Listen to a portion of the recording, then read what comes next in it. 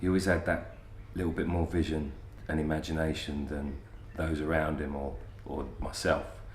He's like the Kevin De Bruyne of Kilburn. He could always pick out a pass that created opportunities for others and always looked like he had a bit more time on the ball. He was just that player that you wanted on your team and that team that you wanted to be on. He always thought big. I don't say dream because dream feels like it's out of reach. Richard always had big thoughts and big ambitions, but they always felt with Rich that they were within reach because of his abilities, because of his clarity, because of his vision. You know, he had that great balance between having an imagination and a cerebral thought process, but then just action and getting it done quietly, effectively, methodically and ambitiously. It's one of those rare people that made you feel like you could achieve much more, and it's a wonderful quality. It's something that you leave people with. Yeah, so Mr. Richard Antwi was an amazing man, a very special spirit. I think he was like a lion and a battle lion in the times he needed to be, but he was a good friend and sensitive and there to listen when he needed to be as well. He was very much a leader without knowing how much of a leader he was. I talk about Rich all the time, about how he was 5 years ahead of everyone, maybe even 10, and it frustrated him and it made us not understand him as much as we could because he was so ahead of everyone in so many ways. Like, you know, he obviously had a lot of passion for music, but he loved his family as well.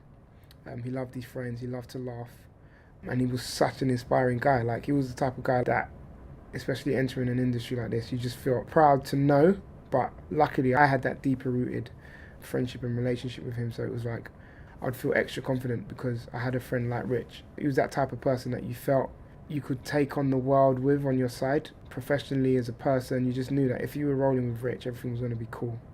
Everything was going to be alright, you know. Yeah, very, very, very special guy. I miss him a lot. Well, I first met Richard when he was working as a young intern at Sony, who was deeply intelligent. He had this infectious smile who brightened up every room. He was fiercely ambitious, so it wasn't surprising that he went back to Oxford University to finish his degree. A number of years later, I reconnected with Richard when he was a lawyer. He initiated and negotiated many different deals for up-and-coming artists and bands. He was a great enabler, encouraging and inspiring lots of young talent to come through and give them an opportunity. He always acted with great integrity, and in difficult situations, he was always a natural peacemaker. And as a mentor, he was a guy you'd always go to. He was a fantastic friend, someone you could really, really trust. Many people have commented on and remembered a phrase that Richard often used. It was something that we associated with him very much.